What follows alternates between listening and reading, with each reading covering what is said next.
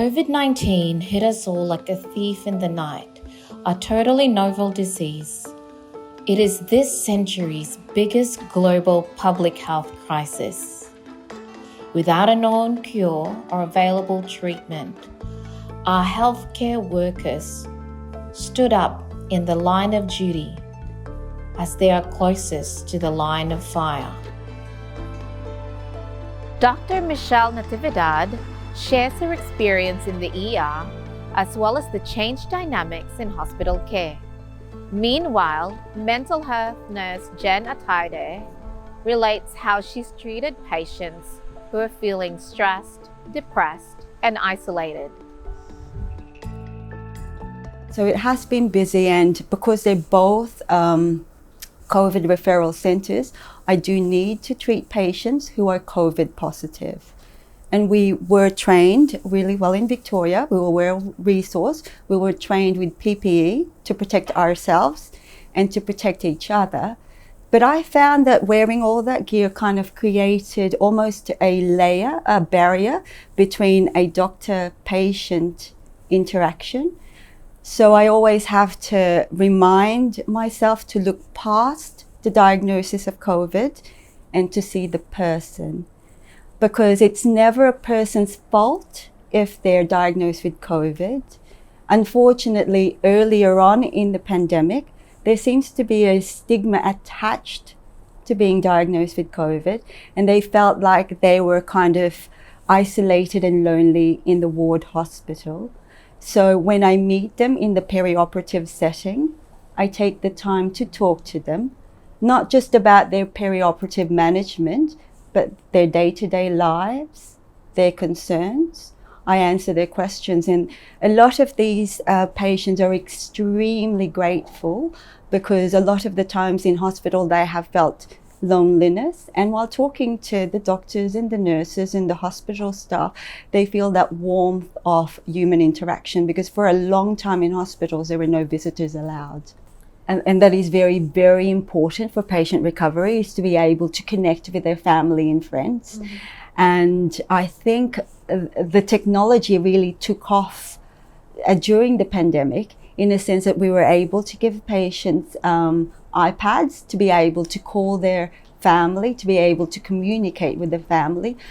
Of course, there are exceptions made for certain circumstances, particularly in end of life periods, as well as obviously in the pediatric. They definitely can have their parents with them. The ones, obviously, the significant amount of patients who do not fall into those categories, then we offer them phone calls or video calls to be able to communicate with their family. As you know, there have been significant illness. There has been significant loss of lives. There is significant increase in mental health problems, significant increase in, psychological, emotional, social problems. And everyone finds a way to crawl back from it and move forward. And for me, I guess it is the support of my co-workers, my fellow healthcare workers, and especially the support of my family. I've been very blessed to be having a very supportive family, and sometimes I would go home exhausted, and sometimes I would cry, and my husband and my girls would be there to give me a hug and talk about the day, and we'll eat home-cooked Filipino comfort food, and they'll recharge me again to come back again the next day and do it all over again. I'm a registered nurse. I work for mental health. I have 2 part-time jobs. So I work at the Alfred as an ECT coordinator. So that is shock therapy for mental health patients. And I also work from home. So even prior to pandemic, I already work from home. So it's with New South Wales Health, and again, some mental health triage line. Wow. Apart from that, I am also an entrepreneur, so I do some businesses here and there. It's really challenging because the influx of mental health patients is really high, especially those people who's in rural areas. Because with my other job as mental health triage, I work for rural nursing. It's triage over the phone, and they're very isolated. Most of them, lives alone, and they just become very depressed. Not much support because of the limits that's set by the government, and yeah, that's really challenging for everyone. Working in mental health, I also have to look after my own mental health. So in order to do that, I just have to really take one day at a time, really look after my own mental health, and just take it day by day. Having a supportive husband and family and friends, just giving each other positive messages and just checking in. Well, definitely seek professional help. There are bulk billing GPs that can assess mental health patients. You don't have to go to a psychiatrist. You can go to your GP to be assessed. And then there is what we call a mental health care plan in Australia that can give you up to 10 subsidized sessions per year to access psychologists or counseling or psychiatrists if you need to. So if you're experiencing any signs of anxiety or depression, always seek medical advice. Go to your GP straight away, have it assessed. It's better to address it early on rather than you're really deep into depression or anxiety and you don't recognize it anymore, and then it's worse. This is the first pandemic caused by a coronavirus. And we have never before seen a pandemic that can be controlled at the same time. Our unseen enemy continued to wreak havoc with a battle against COVID raging in aged care facilities, hospitals worldwide. Governments had to take critical steps to limit movement to stop the infection, which could overwhelm the healthcare system. Cities went on lockdown and the country closed its borders. International student and past president of the Filipino-Australian Student Council of Victoria, Kimberly Michiko Clemencia, chronicles the struggles and challenges of international students during these unprecedented times. In a personal level, it was very challenging for me. I have also struggles that I was experiencing at that time. I couldn't go back home at that time. My brother passed away during lockdown and there's nothing I couldn't do about it. Initially, people and students were advocating or asking for some support. Because initially there was nothing for the international students. It was the community helping one another to help international students, which we are very grateful about it. I've never seen the Filipino community being so strong together at that time. I've never seen it before, but COVID made people realize how helping one another, especially we're in a foreign country. Some students couldn't rely on anyone because they don't have their families here. And it was very helpful, not just for international students, but also for other migrants who don't have anyone here. And it really showed the spirit of Filipino Bayanihan at that time. And then later on, they have this one-off financial payment from the Victorian Government, supported by Study Melbourne at that time. That was the only support and the access to superannuation.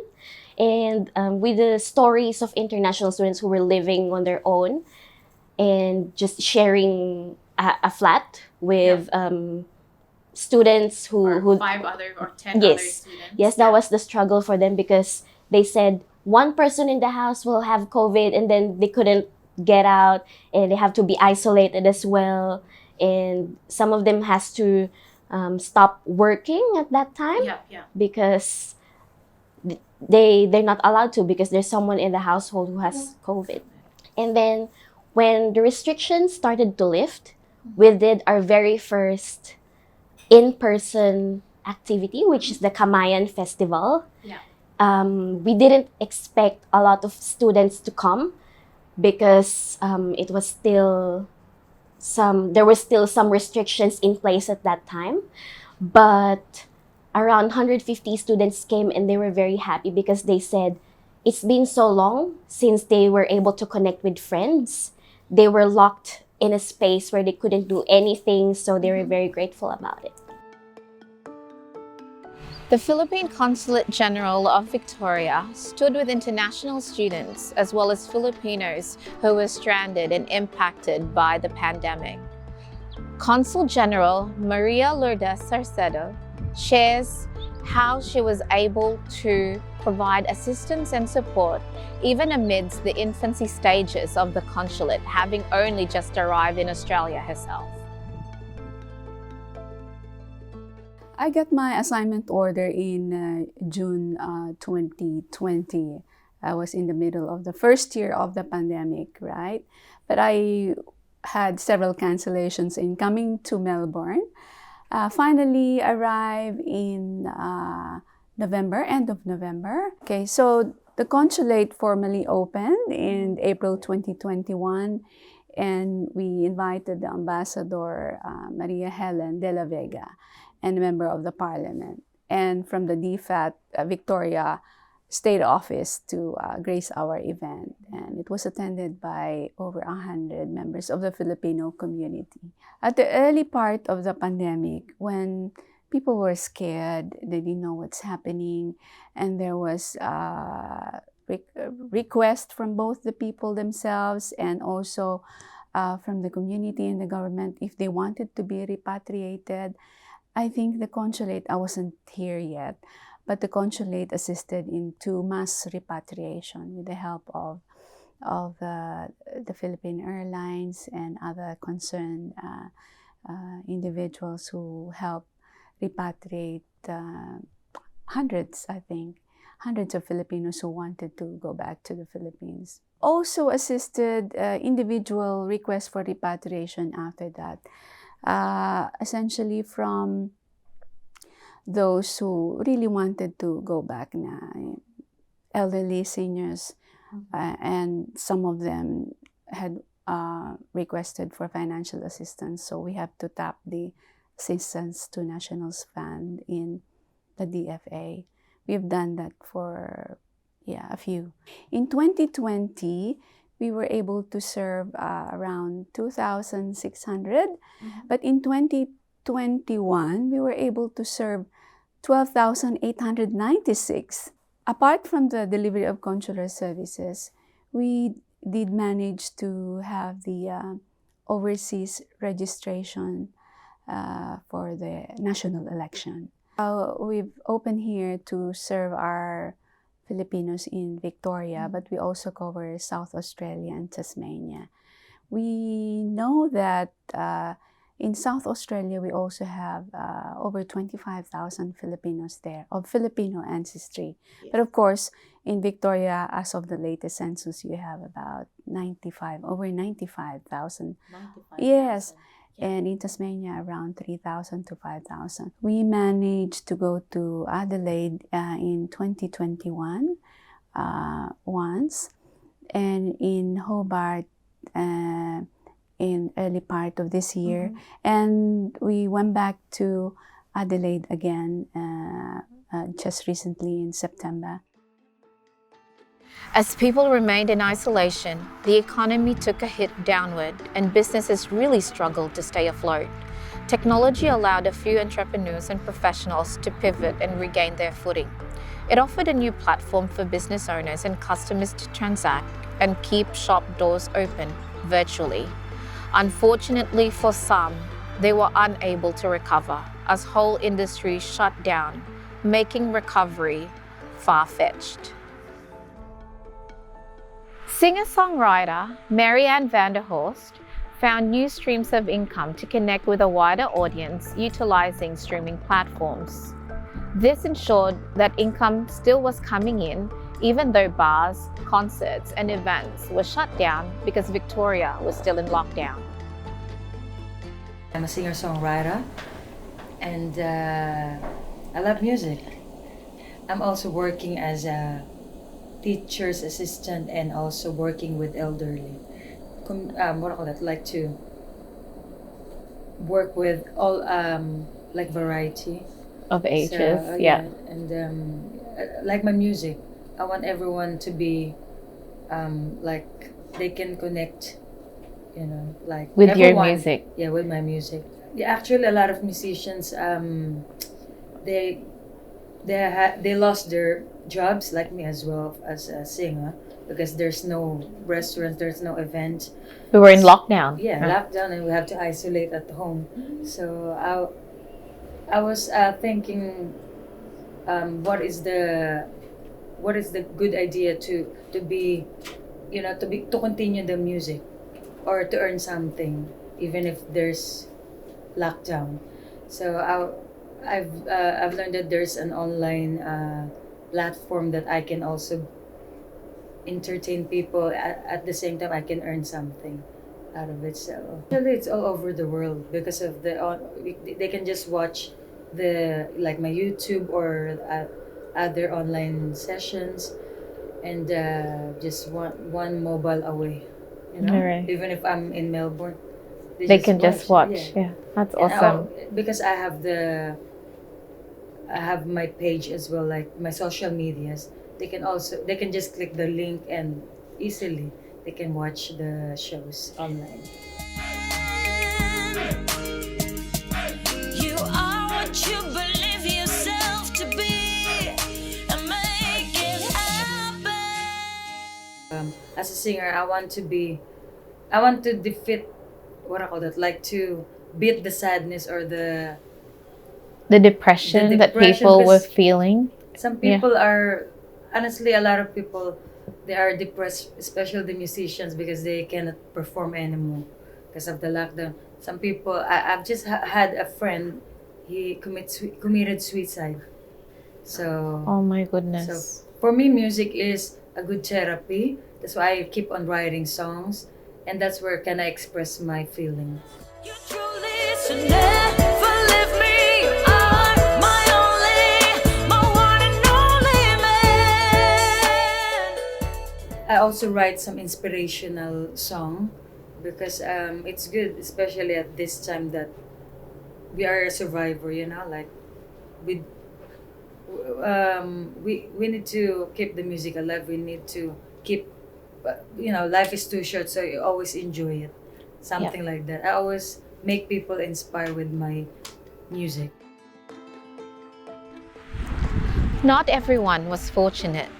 Months of border closures severely crippled the travel and tourism industry. Gigi Kalong, Managing Director of Philippine Tours, shares the downfall of her 40-year-old business. I knew, or I can remember how busy we were, because the first couple of months, say, or first 6 months, that this is where we were able to get some help from the government for the wages, because all the staff of Philippine Tours are not commission based; they're all wages. We pay them wages because everybody knows that you cannot live off commission. They have to have wages to live, mortgages, children going to school, and all that. And when the help from the government finished, then that's when you feel it, because you have to start thinking about the staff. Then one by one, I have to let them go, because I asked them that they have to find a full-time job that they can have, salary, wages, support them. So in the end, I was left on my own. We have to have the two-story building in Brunswick, and then I have to let go the first floor and have a tenant there, and we move a couple of desks and chairs upstairs. So we set up an office there, 2 to 3 computers, and then I managed it for the last 2.5 years. I mean, the 39 years behind me, I look back, and I mean, of course, the 3 years, less 3 years, or say 36 years, 35 years, God has given me so much. You've seen the world, you've seen people. The only thing I have realized is that with this pandemic, you get the best and the worst of people. The worst is that the compassion, you don't feel them. But, it's just passing through me. I think God has prepared me for this. I mean, I always say, when people are bad, be kind. When people are kind, be kind. And when people are so bad, Still be kind. And the reason why I go to church is because what's all happening. Because you need it. Because nobody can give you the strength and the perseverance and the except Him up there. I have accepted wholeheartedly that, I have to back off. And I have spoken to the accountant and said, oh, I've been telling you that so many years already. And I always been stubborn because even now, when they call, I cannot say no. I said, look, I will try to help you, but yeah, it's a me for me. And then and they asked me, what am I going to do? I said, that one, I don't know, because this has been my life. This has been, the life of, you wake up, you think about travel, you sleep, you wake up, sleep, travel, and that's about it. So, well, God will give me something, maybe more challenging. As news of death and sickness spread throughout Victoria and the world, people were just yearning for better days, even good ones, just that sense of connection. Father Joselito Litoy Asis, Filipino chaplain to the Victorian community, shares how he was able to minister to his flock and still provide faith and hope amidst all the limitations. First months of that, when they start, there's a lot of fear, and it will be soon be celebrating the Holy Week, for us I have a lot of plans canceled, the events that we are supposed to be in Holy Week canceled, everything canceled with this help of the technology, particularly live streaming of the Mass. That's the one that sustain our activities. Actually, until now, they love the live streaming. And they said, oh, Father, for example, Sunday I can go, because they have nothing to do in the house. They have, but I know people who would be attending live streaming Mass 5 times a day in different places, in the Philippines, here, even in Rome. And I must also thank, at least there is a group that support me during the online live streaming of masses. Yeah. Every Sunday, I have a group of just 3 or 5 choirs, yeah, and some readers to make the Sunday Mass available through live streaming. We have doing this for almost 2 years, so I must be grateful to this group. Yeah, actually, after 2 years, just recently we had celebrated the San Lorenzo Ruiz Fiesta, the Novenario and Fiesta, last September until October. So we missed that in 2 years because we do all live streaming with this. But I was able to organize it this year.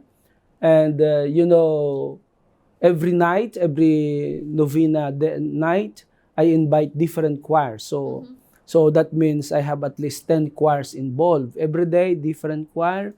Every day, different priests. I invited some of the Filipino priests and priests to celebrate. And different communities, they come. And the participation, they're very happy. Attending online is somehow impersonal. You cannot feel that you are connected with the community. But if you are presently there with the community, singing together, praying together, and you can see them as a community, it's very different experience. That's the one I'm trying to explain.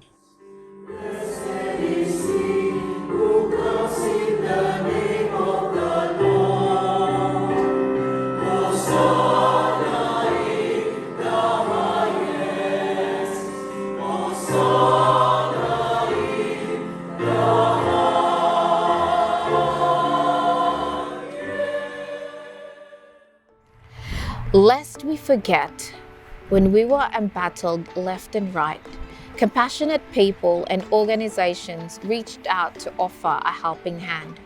We might not know their personal stories, but their sense of genuine love for the community and that spirit of volunteerism, bayanihan, and mateship was alive and well in the Filipino-Australian community.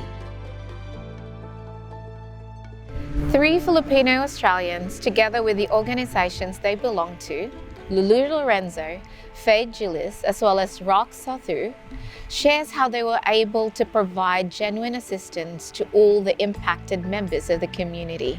It's all about really helping each other out and ensuring that no one is left behind.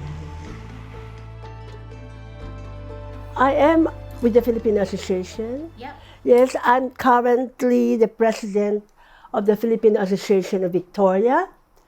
I'm also a member of the Philippine Fiesta. Yes. And I'm also a member of ACME. Nice. I try to help the community in the small way that I can. I happened to meet a group of students who tried to cook ube pandesal, Yeah. right? And just to be able to survive, paying their rent, right? Yeah. And then I thought I should help them. So I've been giving them, during the pandemic, there's 6 of them in a unit, Right. right? And I was giving them like groceries, clothing in the beginning because it was winter in June, right? That was the height in the beginning, right?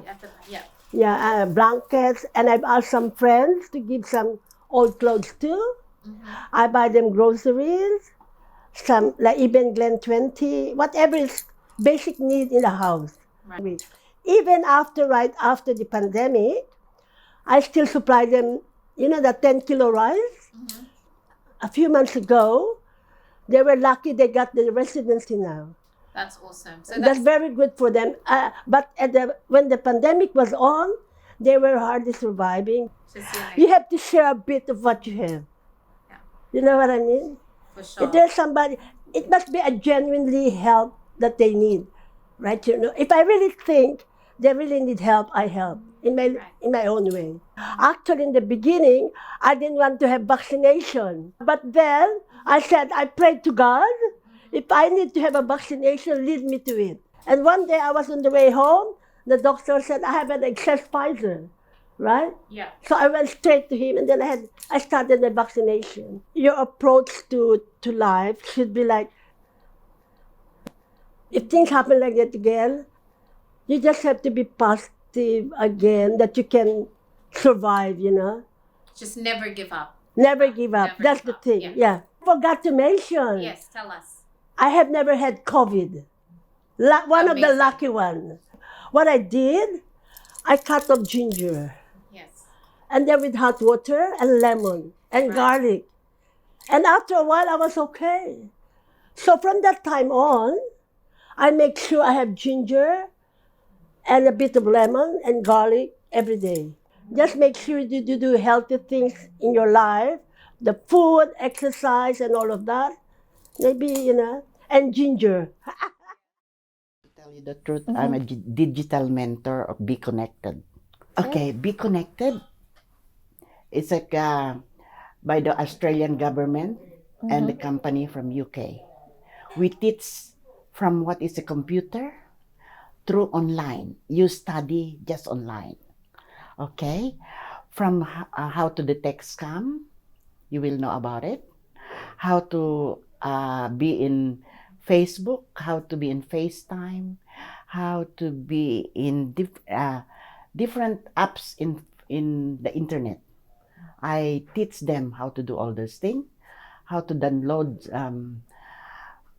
Files, and photos. photos and things like that through online. As a digital mentor, I have a student now, 170 students at the moment, and most of them are seniors.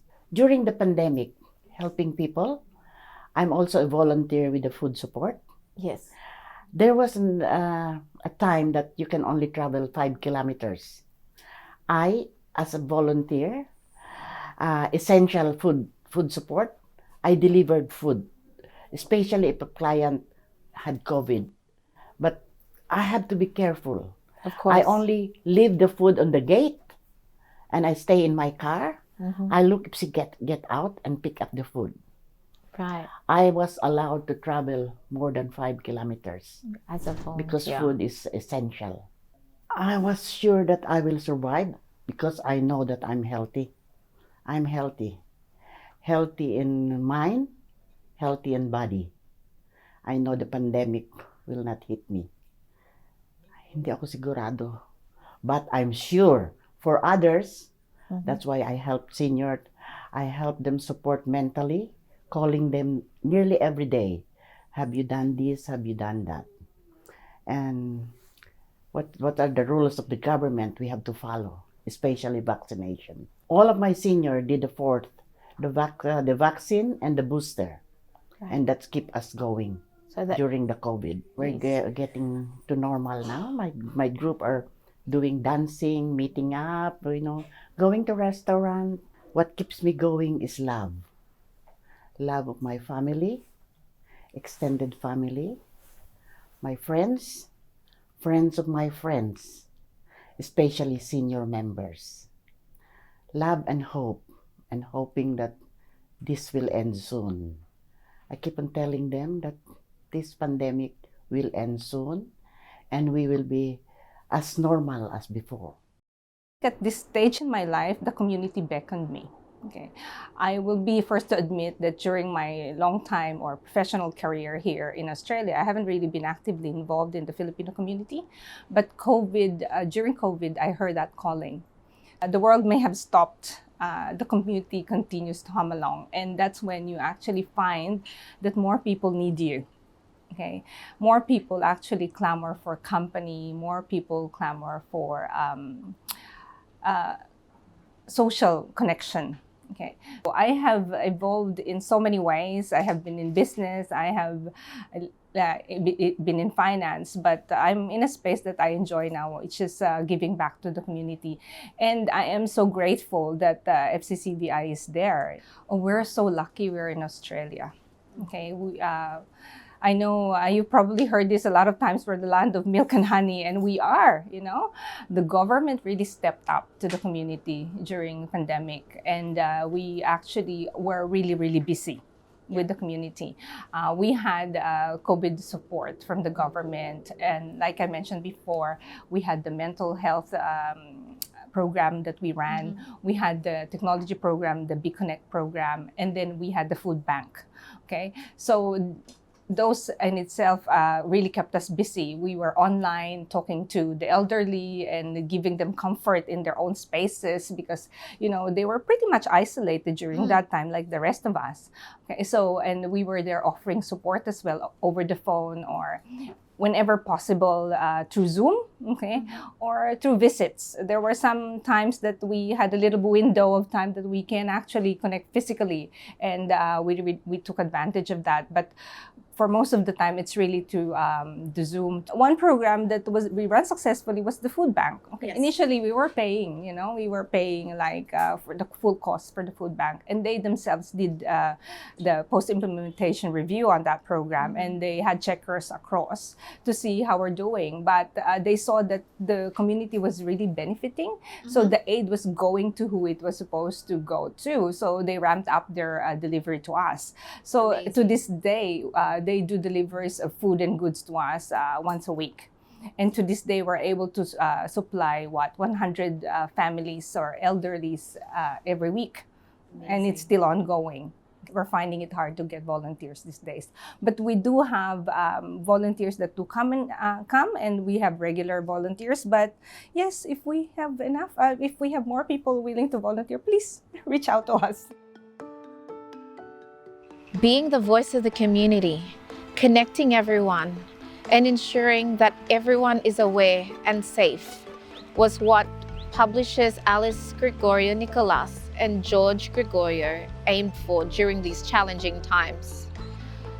Fulfilling the sacred duty of being the voice of the community is really why Philippine Times still continued to publish these stories, good, bad, and everything in between.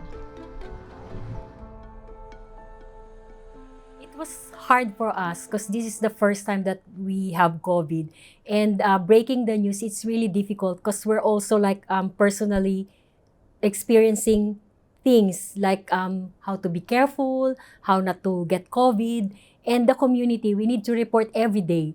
At first, it was hard for us getting news as well, and getting in touch with people who have COVID because of some sort of a stigma, I guess. COVID being new and known to be very infectious. And so it was hard. And for us, because we are in lockdown, I think news gathering was harder at first, but we managed to take advantage of the online, the technology to be able to get the latest news updates and share it to the community. It's funny, Rain, because a lot of ethnic community publications they closed down during COVID, but for us, at first it was difficult because a lot of advertisers, they canceled their ads. But I think over the months that followed, plus the grant from the government, I think we were able to sustain our operation. And the reason why I said it's funny because before COVID, we were just covering dinner Events. dance events. But during COVID, I think the quality of our articles, it's better quality. We have human interest stories, and those who managed to cope during COVID, opening businesses, that sort of thing. I think that was the time when our Facebook page became really, really active. We gained so many followers. I think we're now over 66,000 followers. And that along with the website, which when we post, we share it on Facebook. That's how we managed to really get the news across. Yeah. Because if you're a Filipino-Australian, you would go to Philippine Times. You don't go to Herald Sun because you want to read something about the Filipino community. It affects you if there's like a Filipino with COVID, with a Filipino in the ICU. How we managed to communicate what the government wanted to communicate to the community, that they were not able to do so. So because we are in touch with our own community, we're more, we're better at delivering the message. When Premier Andrew said that Philippine Times were the trusted voice of the Filipino community, it's just like a trophy because you work hard, and we were not like after the recognition, the award or anything. But when someone, a premier would say something like that, you're doing good. And when the government would acknowledge you through a media grant, it's also an honor, like, oh, they acknowledge us. It's important because we're delivering our service to the community. We just continue doing what we're doing because we have the skills. We're just instruments here. We might be gone one day, but Philippine Times is an institution. For us, like any other business operation, although our thrust is towards delivering service to the community, we need to survive. So any bit of financial help really helps us to deliver the service that the community needs. Today, COVID is part of the new normal.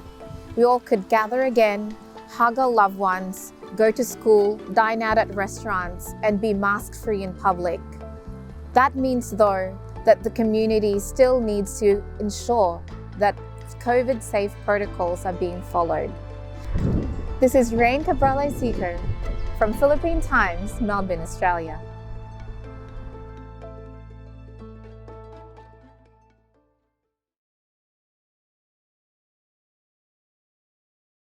For those who are in Victoria, South Australia, and Tasmania, the jurisdiction of the consulate, we and all other kababayans elsewhere in Australia, we still advise you to be conscious of your health, even if the COVID regulations have been eased and scrap the restrictions. Please look after your health.